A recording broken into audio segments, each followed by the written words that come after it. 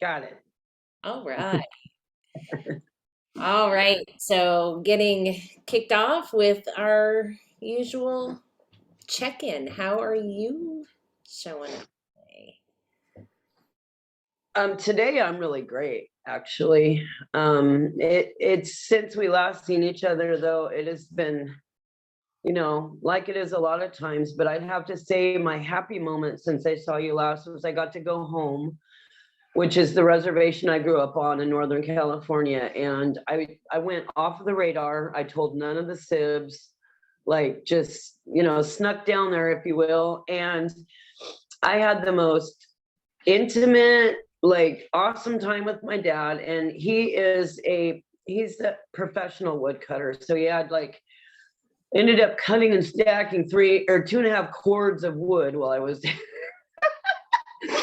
but we were working side by side, and my dad is not big on compliments. He never has been, because that's the way he was raised. And he's like sizing up my stacks, right? How I'm stacking, just sizing up.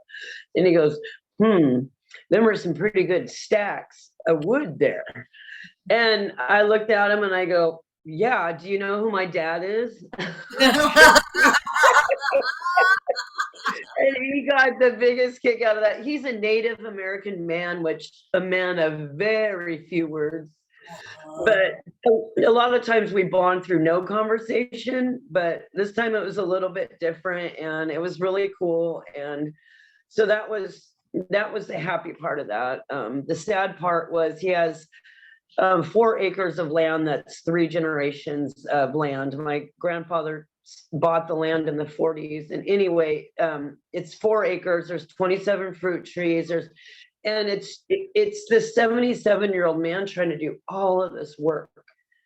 And so I can only do just a smidgen of what needs to be done. So that was definitely the pit of that. Yeah. Do you feel like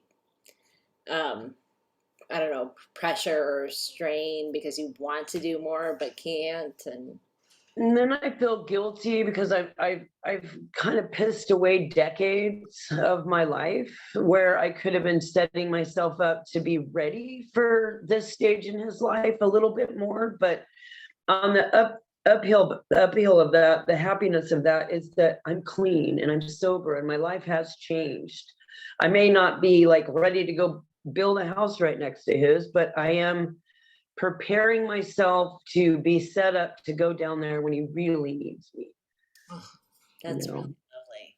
Yeah. And I'm the one out of all 3 of my sisters that will do just that. I will be that one, so. That's great that you know that. Yeah. And I aim toward that for sure. Yeah. So About how far away that is for you?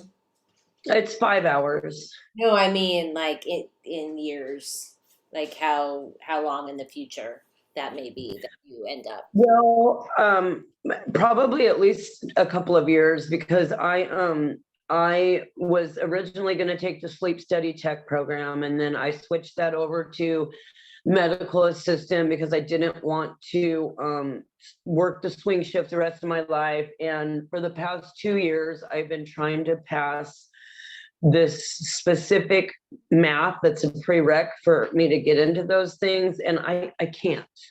I have yet been able to do so.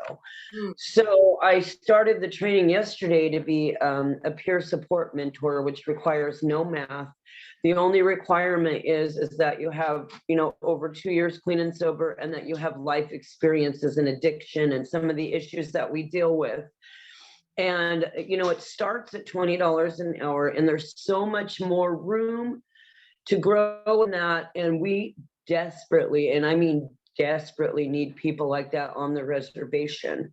So this is something that I'll be able to bring home and be able to make a living and make a difference at the same time. The course is only 8 weeks to get state certified.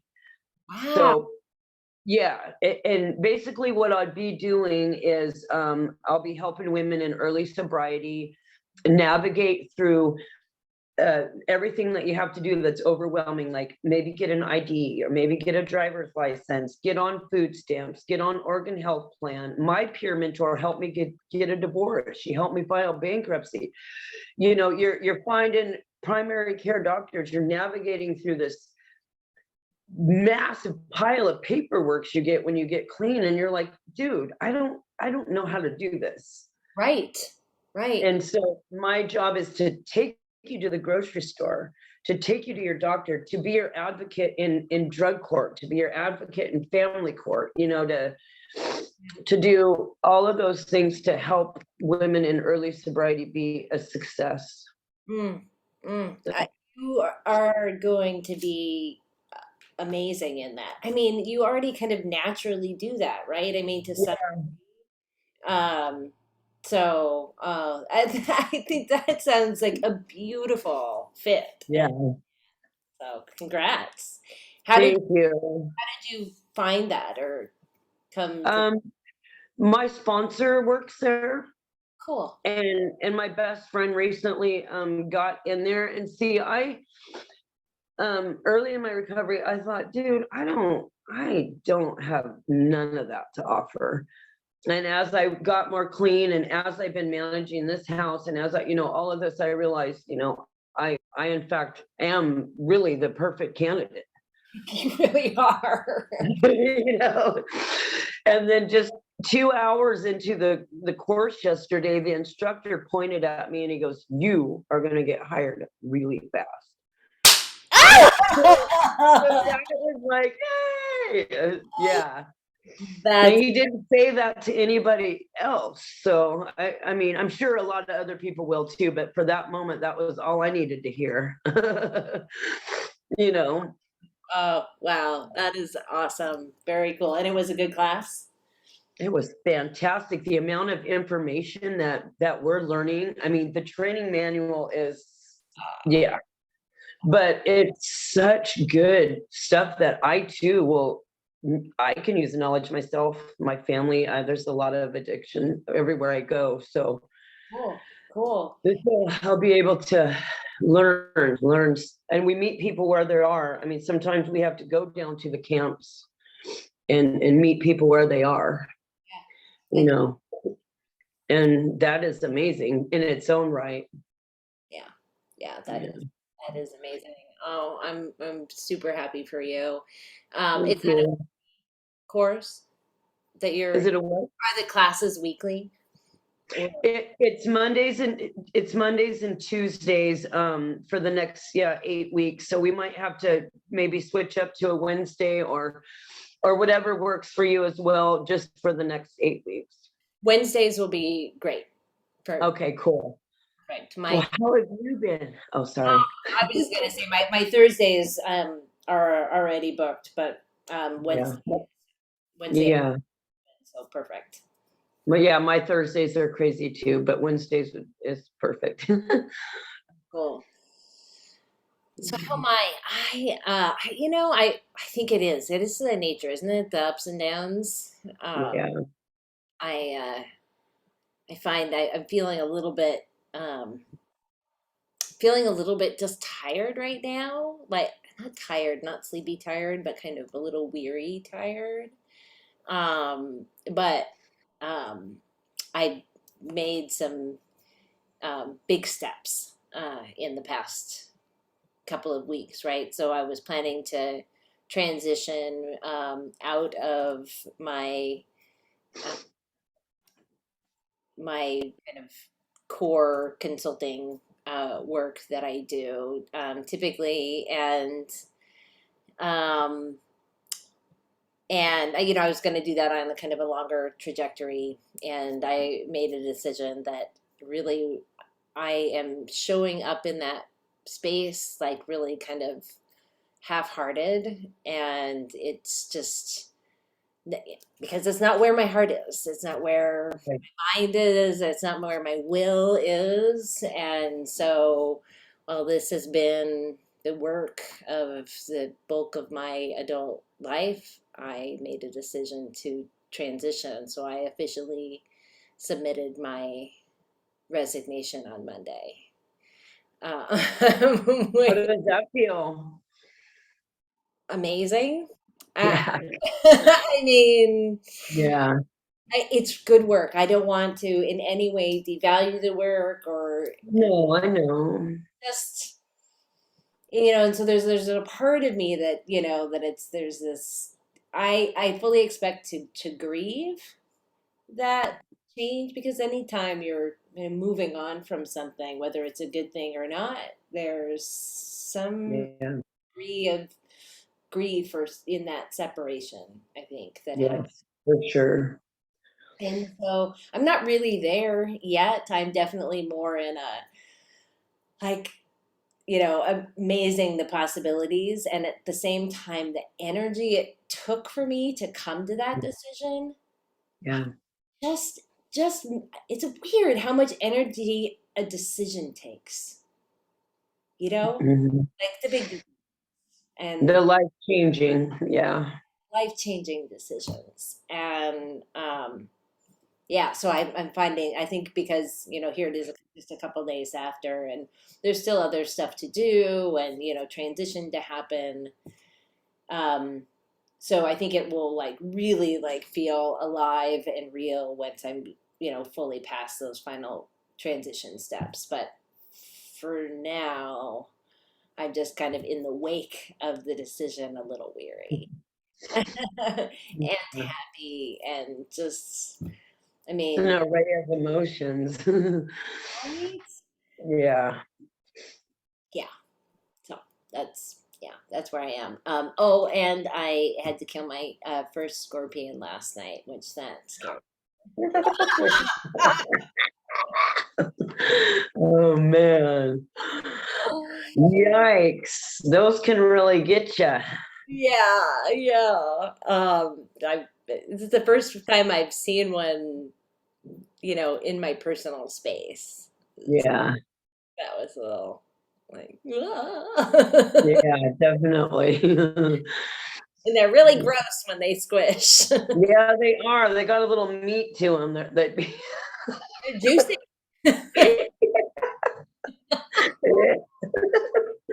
man. Yeah. No, anyway, that's but otherwise generally good. And the scorpion did not deter my yoga practice this morning, so I'm feeling Good. physically good too. Good. Good. Yeah. So should we talk about our pieces? Yeah. Maybe you can go first. Questions? Well, yeah, and maybe it's actually the first thing that struck me in reading yours, which I loved, by the way, again. Thank you. Yeah, your spirit is so alive in your writing. The pieces that you share, and I mean that just jumps off the page, so to speak. I'm reading on a screen, so my Yeah. page. Same. Uh, yeah, and what struck me is that we both kind of started with this some degree of toxic thought, Yeah. which when I suggested the topic, I think I was feeling really, bright and cheerful and positive, and I guess I just didn't expect it. And how invasive some of those toxic thoughts were when I sat down and tried to write it. And I don't know.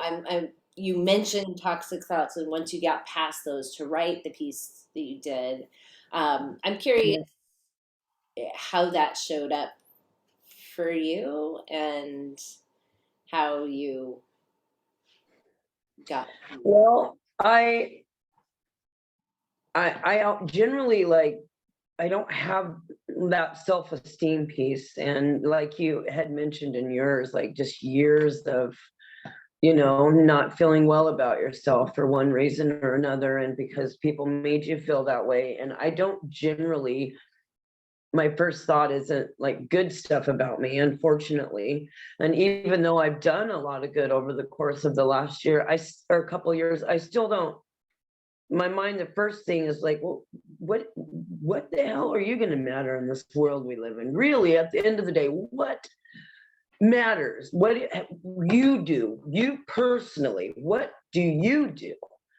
And that's where I was at for kind of a long time. And then I was out and about, and I actually did see that lady in the grocery store line, and that kind of planted a seed, because I walked away from there feeling, man, I could feel the energy of the, you know, how she felt and how, you know, I felt afterwards. And then that kind of switched the wheels on the bus, going, that one little thing I just did, I feel impacted both her and myself. And then I kind of talked to my roommates a little bit about, you know, what I was doing. And they were like, you do this and that, and this and that, and this and that. And you gave me a ride to work and this and that. And I'm like, wow. And I said, I do kind of make a difference. And then I came across that smile poem, and it was like, dude, this is starting to come together. And then I realized just the importance of a smile, like mine or yours, or how it does travel around the world. And it just kind of went from there. But my initial was like, you ain't shit. You know, I went there with myself. And then, like I said, the rest just kind of came into a positive note where I was able to switch that around. Yeah. It's funny. It's like like you can see this like doorway almost. I'm just imagining, right? So like you can see through that doorway from a distance and all these nice things through that doorway. And as you get like, it seems like it's getting smaller and smaller. Like, no, I want to, Yeah. but then Yeah. it open, you're able to get through it and then see, oh, yes. Right. All those senses that I had about what's great about me and what I'm bringing to the world, Yeah. right? Um, Yeah. yeah, and I really also liked, toward the end of your piece. I didn't write this part down, but I was just thinking about how you are talking about, wouldn't it be great if, right, that infectious smile, that, or these habits Yeah. we get into, if we can get Yeah. a habit of kindness. I mean, the kind of wonderful thing about that is that we genuinely all can do those things, right? It's not Yeah. a special gift that you're born with, unless it's a special gift that we're all born with, right? That we Right. all can do that Right. um, if we choose to work at it and make a habit of it, and then have all these amazing impacts like you're talking about, which Right.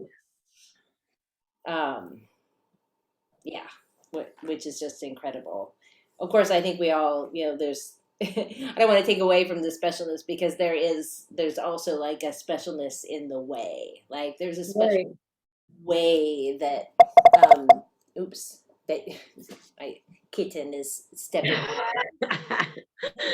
He wants to join the conversation today. Say Yeah. Okay, it's okay, kitty. Yeah. I love my special guy. it. Yeah. So I don't remember before. Well, and really, it doesn't matter if you're rich, poor, black, white, purple, blue, boy, girl. We all have that ability Yeah. to do these things. Yes. You know, instead of barely waiting for the person to get across and peeling and speeding by them, let them get all the way across. Yeah. It doesn't have to be, wow, look at what I did. The whole wide world's gonna feel that one. If you just made a difference for that one moment. Right. you know, you can see a guy's all frothing at the bit and his trying to get speeding around because maybe his lunch is shorter. Just let him go. Yeah. Just let him freaking go. Bye, get out, and he's happy, hopefully. But I mean, that's just, and that's one thing in the least bit that we can be the change in the world, the change we want to see in the world. If we're sitting there, oh, this world is so rude and hardcore, but you're sitting there, being rude and hardcore, Right. it's not gonna, it's what, Right. It's not going to change. You're just basically it's not more of the same. spinning around and around. Yeah. Yeah. Yeah. So, I really liked your at the end where I'm looking at it again now. So I asked myself where the world would be without me, little old Noblelee. I I really love how you encapsulated that there. Short, I mean, because that short one person who fought many trials and tribulations after years of, et cetera, et cetera. And yeah. um, one of the things, right, in recovery, and we talk about our experience, strength, and hope, and Yeah. there's value in having gone through those struggles to be able to Yeah. share them. I think Yeah. really liked you kind of bringing that out too, that our struggles don't have to be just that. They don't have to be just a negative in our past. There's Yeah. thing we've gained um, Yeah. by going through that experience or those experiences. Right. And like I mentioned, how good I felt when I was a dirty homeless person to be treated like a human being. Well, now look at what I'm doing. I'm treating the dirty homeless person like a human being. And I bet you if that dirty homeless person was able to fight the good fight and get their lives together, they treat the dirty homeless person with respect and dignity. Right, right, right. And And then go ahead. no, I'm just saying, and that's what it's going to take. Yeah, right. Well, and a part of that is well, and maybe I'm wrong about this, but because you've had that experience, but when you are treated like a human being, you feel a bit more human yourself and maybe more inclined to take that next best step for you versus that next more harmful step for you. And then Definitely. yourself, the more good you do for the world, the more, it. And so just by somebody treating you with that dignity that you deserve as a human being, Yeah. that can help. I mean, I can think of the not many times, but the several like really powerful times in my life where I haven't felt seen, and when I Yeah. have been, how incredible and transformative that was for me. So I'm curious about your take on that too. I absolutely agree with it.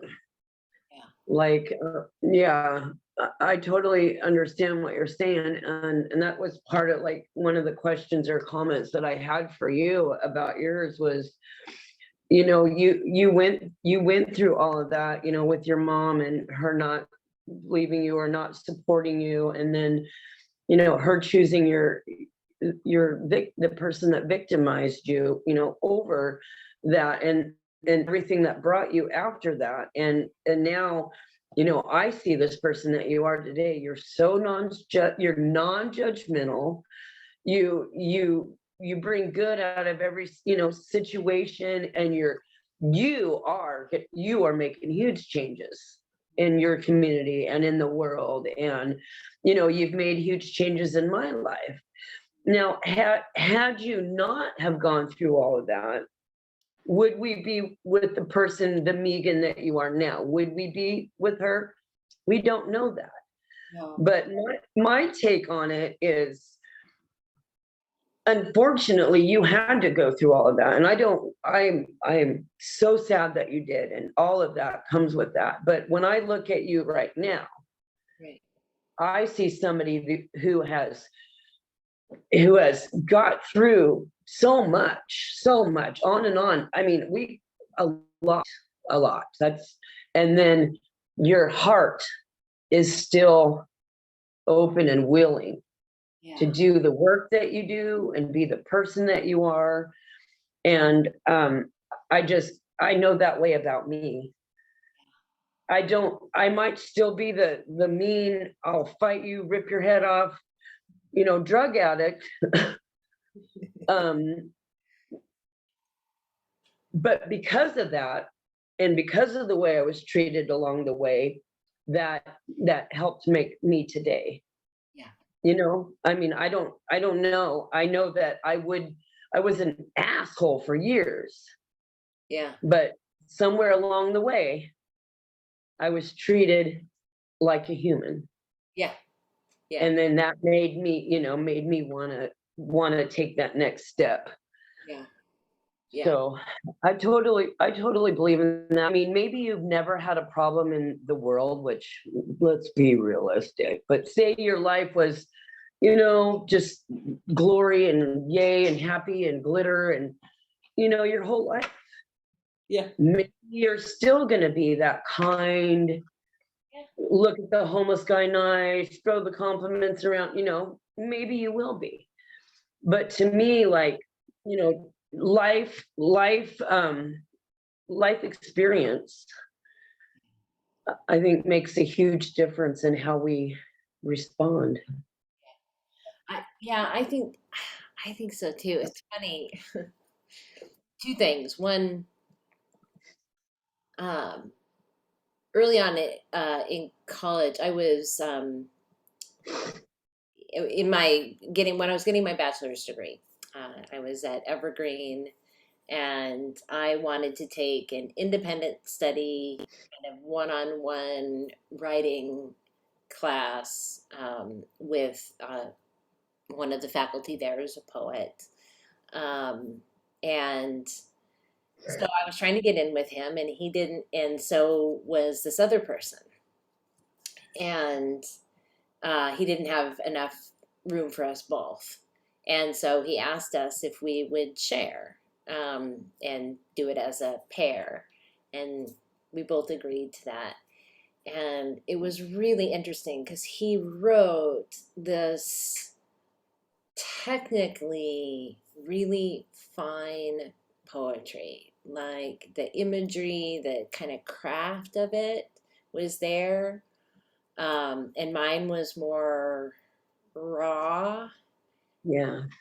and driven, very emotional. And um, that our faculty member, he said he was like, to him, he was like, you need to go get some more life experience because it shows in your work that it just Mhm. craft is there, it just falls flat. Um, And then for me, he's like, we just need to, he's like, you got all this heart and soul that's coming out of it. And then we just need to fine tune some of the craft. And Yeah. so that was one thing that I felt like if everything had been hunky dory and exactly perfect, I mean, I probably still would have, because my love of um, books came very early on. Yeah. He was a kid with my head in books, was very smart. I got my Young Authors Award when I was, I can't remember, third grade, something like that. Right. That's amazing. And so, I mean, that all came before. And so I Yeah. probably would have pursued that to some degree still. And it might have fallen flat like his did. right? Um, Yeah. that's one thing. But the other thing I think about is um, and what you're talking about, that if you're hungry, everything's all hunky dory, and and then maybe you can still be a good person. Well, when I was in high school, and of course junior high and high school, this was obviously following um, the stuff with my mom's husband and the abuse, and then and just the all of the Yeah. struggle that happened with my parents, um, splitting, and that kind of tug of war throughout elementary school does something of its own, has its own impact. But um, then we went from this neighborhood that was really more of working class, lower income community, and it really felt like community. And then we moved to this place that felt what I referred to as generic suburbia, but it was very, very privileged. And what I experienced was a lot of really hateful behavior from people who were very privileged, at least on the surface, right? Mhm. Um, and I'm sure they had their own struggles, but from my perspective, I thought, wow, you have everything and you are horrible. Yeah. And I'm looking at other folks who are struggling and going through all this stuff and are these rich, amazing human beings that are just looking to do and be good in the world to the best of their ability, right? Being humble. Yeah, and it just so I just had this thing that when I got pregnant with Jasmine, that I wanted to see if that was true or not, because I had this horrible thought, like, do you have to suffer to be a decent human being in the world? Um, and I was like, because I surely don't want that for my child, and yet I Right. don't want my child to be a horrible human being in the world. Right. So, like, Yeah, I totally hear you. yeah, be focused on that, and so I feel like we can, by doing things like you describe in your piece, or even just kind of the general human stuff, and trying to be there and to listen and be present with people that I'm talking about, and extending that kindness is um, those are things that I think we can raise and support all people. So raise children to be. I think we can also support each other as adults in Yeah. being more in that space now, even if we've been assholes up to this point. At least that's what, Yeah. if given the opportunity, if that space is created, and I do think, like what you're talking about, like each time we give that to somebody, we create an opportunity um, Right. for. And our children are sponges, Mhm. and they are hanging on to what we're doing. Oh yeah. And if we're leading by example by being super polite in the drive-through and super nice in the grocery store, and just being that example. The other day, for example, my nephew was going, "You fucking bitch," talking to Siri. Uh-huh. And I'm like, what is going on? Are you kidding? And that's because that's what my sister does. It's like it may just be Siri, but it's not going to be Siri next time. It's going to be the drive through. Right. You know? So just saying. The drive-through. Did we talk about that before we left? That I went through the drive-through at Jack in the Box, and they were out of spicy crispy chicken. I wanted a spicy crispy chicken sandwich. Yes. Yeah. And they were out. So I chose something else. And Yeah. when I got up there, they were like, "Well, at least you were nice about it." And I was like, "Well," I said, "What are you talking about?" Like, of Yeah. course. Yeah. And he Yeah. said, "Well, the guy before you wanted one too, and we told him, and he said, 'Fuck you.'" I know, right? He said, That "I is wild to me. I can't. Again, I've been the girl in the drive-through window all through the freaking 90s. So it's like, holy shit, dude. And when I am out with somebody or on a date, like not like that's happening, but and the person acts that way, it's done. You just sealed your own fate, buddy. Not into it, right, yeah, you know. deal breaker for sure." Total deal breaker. So, but and then kind of what touched me was when you were describing the guy that was like the hunk and the the guy of your dreams and everything, and how you had had an encounter with him, and you just assumed that it was a hit it and quit it, so and again, that goes back to our thinking, and how we pursue ourselves and our worth, Yes. because of what you went, because of what you went through. Maybe you weren't destined to be with that guy, maybe you were, but the fact of the matter is your first thought was, he's not going to want me. And It then it turned out he literally did, never occurred to me that he and he did, had any other reason. Literally yeah, didn't. yeah.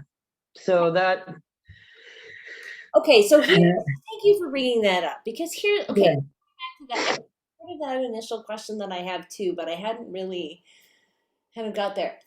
When I suggested this topic that yeah, this week's topic, I I did it thinking I want other people to remember um, or be aware of what we as a society are missing if we just discard or walk past somebody in need, if we don't create space or at least or in some way help each other um in in the world. We lose, we all lose something. It's not that just that person who's losing yeah, their lives, that there's a reason that a selfish reason even, that we should do better by each other. Because we don't do better by somebody else. We do better for all of us. That yeah, we genuinely all do matter.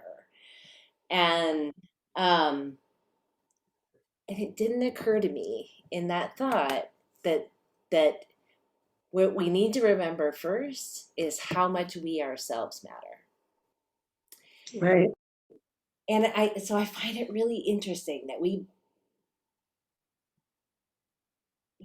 both wrestled with that, and that I hope that other people, as they listen and think about this, of course, also think about if you or I, the great presence we bring to the world these days, that in our worst of times, that had we just been let go, right? yeah, Um, because we were, I don't know, not worth it to somebody, um, yeah, that they'll realize that, oh, actually, I need to recognize that there is so much more to each and every person, and then maybe yeah. they're showing up with today, um, And, and yeah,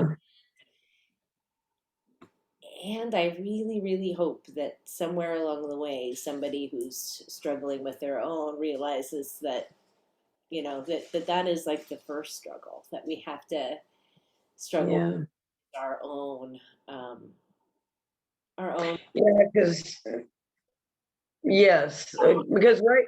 thing to us is that's Yeah. bullshit, right? Mm. We are more than that.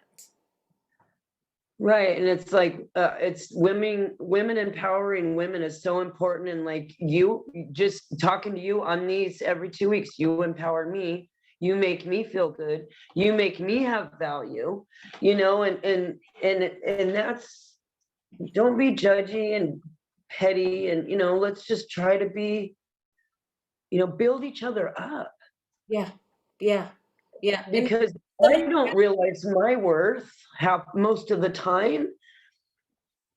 mhm, And another thing I thought was cool is that the reason why I love this so much is because we're both raw and we're real.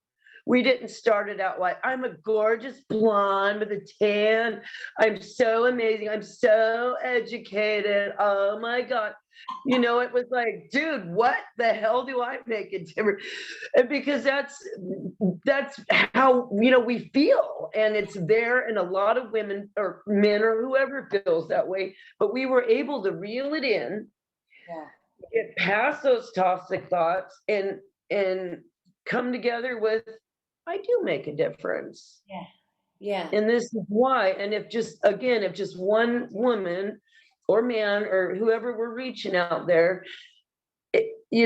realizes, if I were to write this paper, for example, the first thing that would come to me would be, but then maybe the wheels on their bus will go round and round, and they can realize somewhere throughout all of this that every single person has a good quality, and they're worthy of them, and they're deserving of them, yeah, and especially the victims of trauma, yeah. who it was embedded into their brains from just a toddler, for whatever reasons, that you're going to amount to nothing.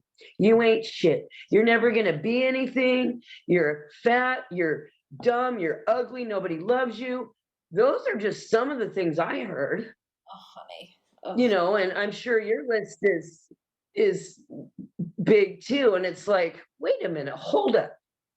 And because of hearing that, I was a drug addict for 25 years. yeah. And I am still, I don't look in the mirror and say, oh, I love you, girl. I say, you're all right. You're improving. And my self-talk looks so much different now than it did 2 years ago. Yeah, I hate you. You're stupid. You're dumb. You can't pass math. You're a loser. That's what it was. yeah. You're unlovable. And now I can honestly say, just by my peace, I do good things, Right? Doesn't it so fun to have that down and go, yeah, that yeah, I know. Ting, wait a minute here, hold up. look at So that you mentioned that about the where we each went with it, and is this kind of real and kind of just very human place, right? These not the my talent in this or my yeah. which is again funny because it's some things like that that I thought of, like remember when I was 18, I think, talking with a woman who was living on the street in Seattle. I met her in Pioneer Square. She was pregnant. And I was talking with her about how she got there. And she was telling me about, how she had been she had immigrated to the United States, and she had actually been a social worker and had an MSW in from another country, and that her degree wasn't recognized in the United States, And so and then she was going through all these steps to try to get established. And then immigration, then it was INS, Immigration and Naturalization Service, right? It's now ICE, I guess. Yeah. They were, backed up, and she couldn't get her appointment, and um, ended up being in the country illegally, and then couldn't get anywhere to live. So basically, things spiraled down. Well, here's this woman who is accomplished and has like all this stuff she could offer into a field that needs people. Yeah. Right. People do that work, and shoot, especially people who are, and think now, currently, what's happening in the United States now, and having more social workers who can work with immigrating people who are in need of social Right. services. Holy moly, the value that she could bring, and yet there she is, and so like the work value, right? That is Yeah. what I was thinking. But then there she is, like struggling to live, to survive on the street because of the system didn't make room for her to, Oh, and her, yeah. and then gets disregarded. So I was thinking about all those things, and I was thinking about, I thought I was going to write about, being a freaking smarty pants, but then as I started thinking about it, I was like, to me, that's just, I mean, that's just it. It mattered so much less to me than just being able to show up for other people, in Mhm. a way that other people can feel seen and valued, is and to trust, like that's a beautiful thing. So yeah. Same. And then I absolutely love the ending of your piece too, where you said we all need someone to see us for our full selves, because that is sometimes the only way the best of us might be seen, you know? And then we can see the best in ourselves. And we've been talking about that, a bit more clearly. And then we might bring out the best part of ourselves even more, right? To me, this gift is a gift of hope, which it so is, and possibility. And I think we need more of that in our lives. Boom, boom. That was like, yes, yes, yes. So I love that. I love that. And it's so true. And it there's so much meat in there, and there, that it's just, it seems like it's really basic, but when you stop and think about it, there's a lot to that, and I just really liked it. Nice. So, yeah. It feels like a good way to wrap this up. It almost feels like it's a good way to wrap up our kind of our season of things, and yet there's still one more topic that I'm hoping that we'll write about before we go on. But and maybe that's Yeah. how we end up releasing this anyway, as maybe we release this as a as a as a final piece, but and not a final, but a final piece for this uh, Yeah. season, so to speak, the series that we're working on now. Yeah. Or we can do one more, whatever you feel. I'm on board. Oh, I just mean in terms of like the order that because we don't necessarily have to, right, put them out in the order that we did them. We can, Yeah, no. Yeah. maybe it is that kind of positive note. Just, I mean, if going forward, I feel like there's so much to talk about. I mean, there is so much to talk about, and that we'll continue to talk about, and we'll bring back. And if we Yeah. let something sit with people going forward, maybe that's it. It's for all of us, no matter where we are, where we've been in our lives, that we can focus on those good things and that value that we bring to the world. And the more we do Yeah. that, the better off we all are. I did, and one thing that keeps popping up into my head with that is this program in, I think it is a Colorado program.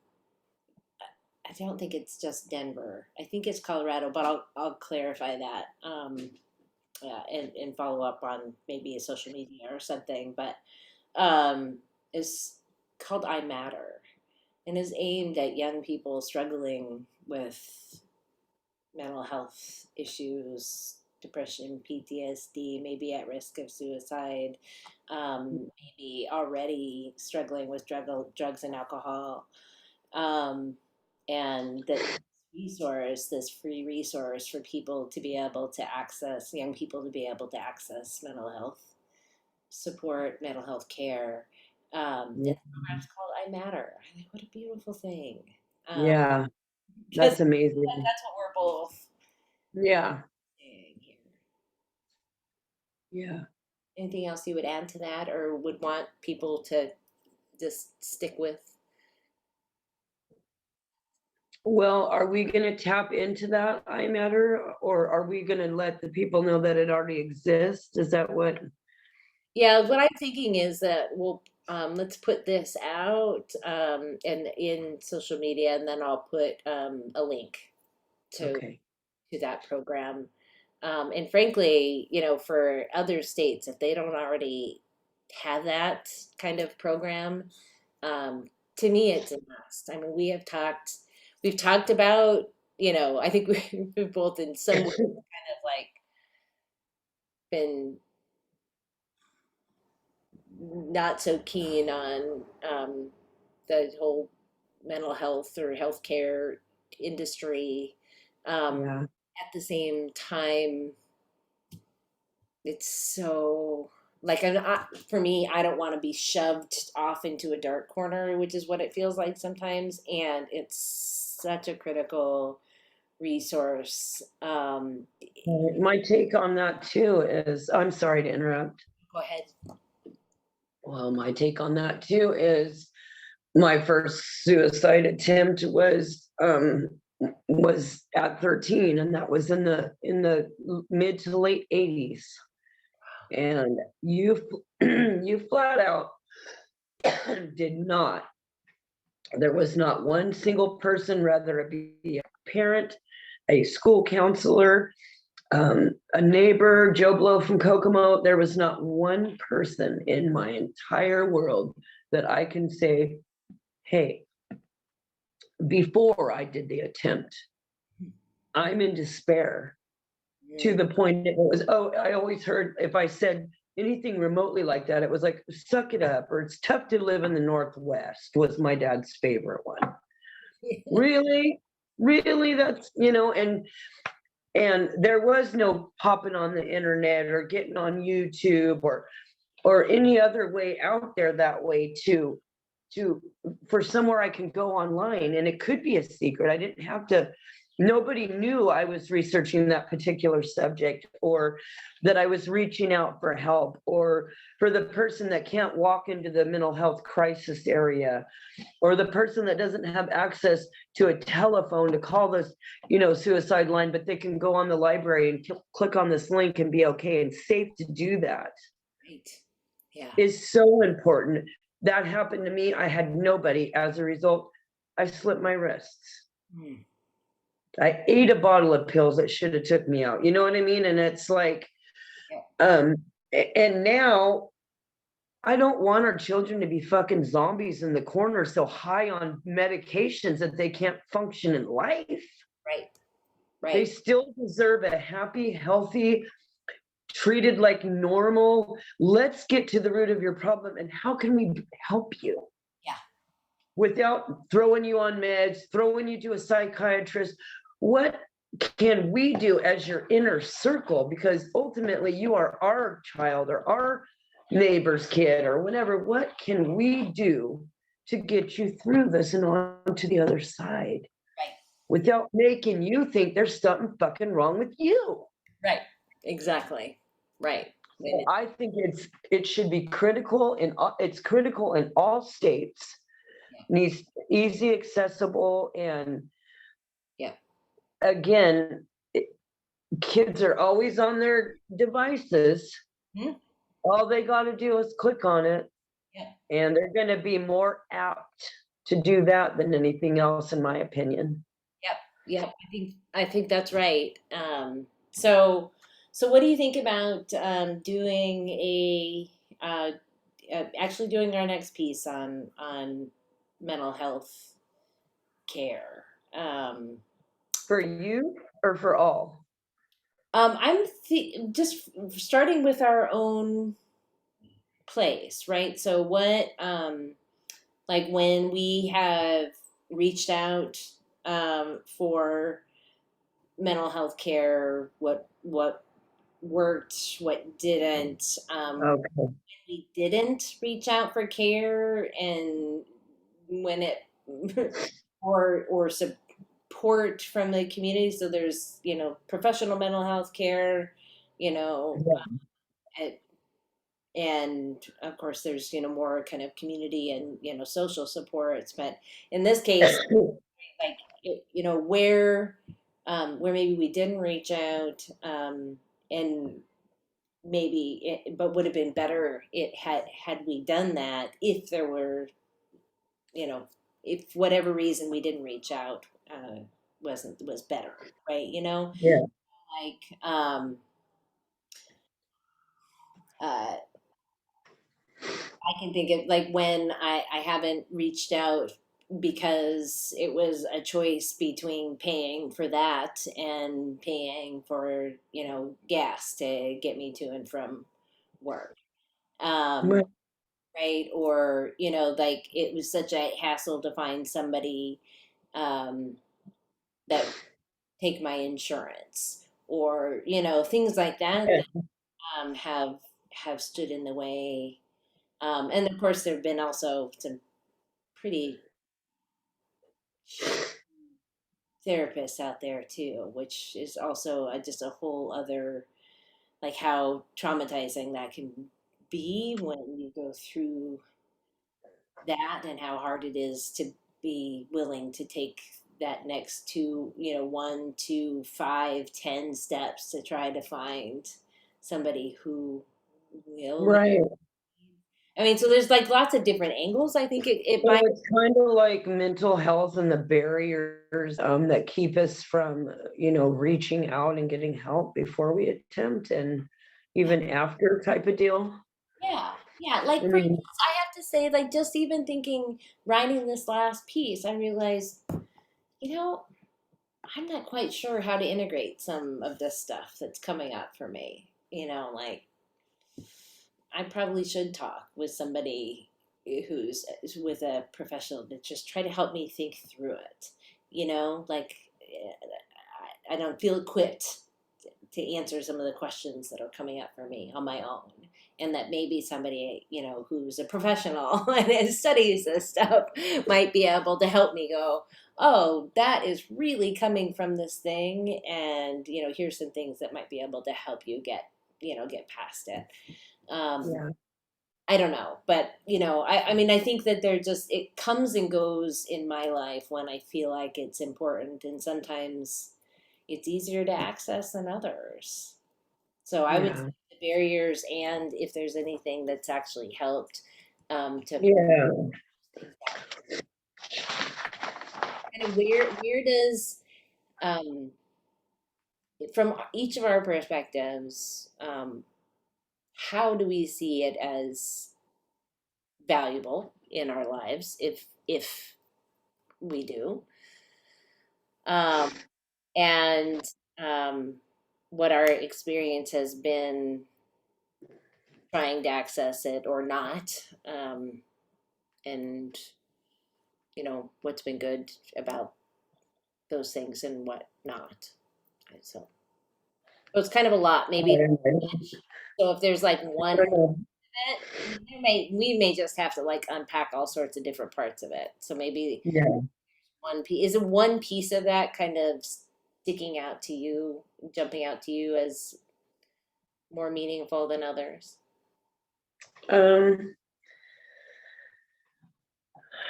I just,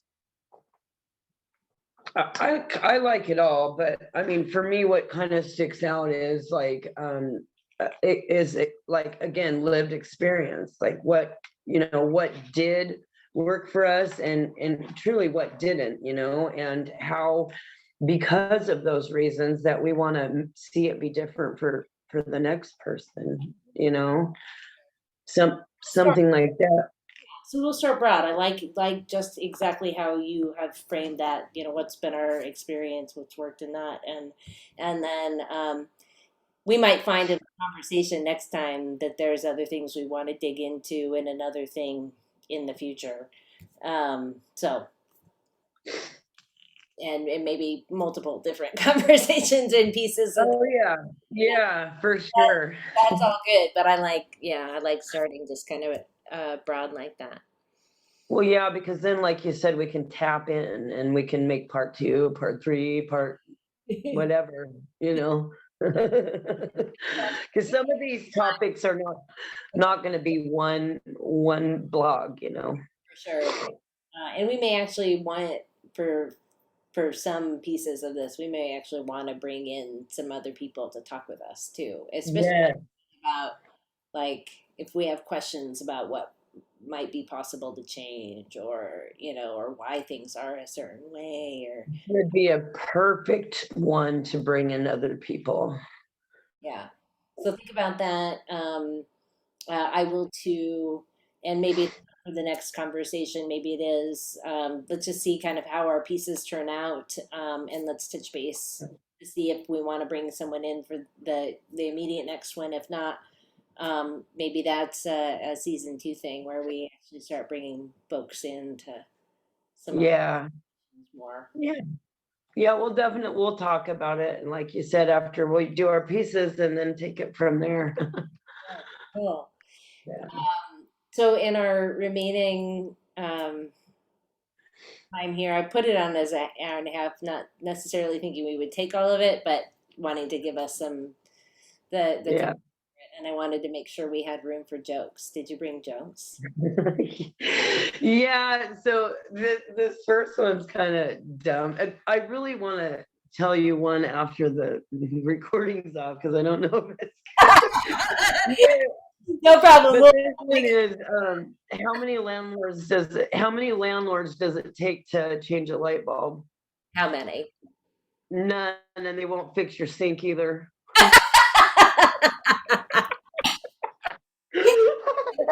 That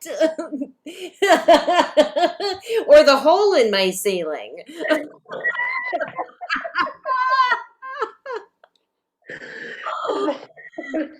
And this next one is a little bit longer and it might seem like it's perverted, but you just got to wait till the end. So Mr. and Mrs. Jones were in their late 70s and they decided that they wanted to try to have a child with the new technologies and everything. So they went to the doctor and the doctor gave him a jar and said, well, you need to fill this up with, semen and bring it back tomorrow.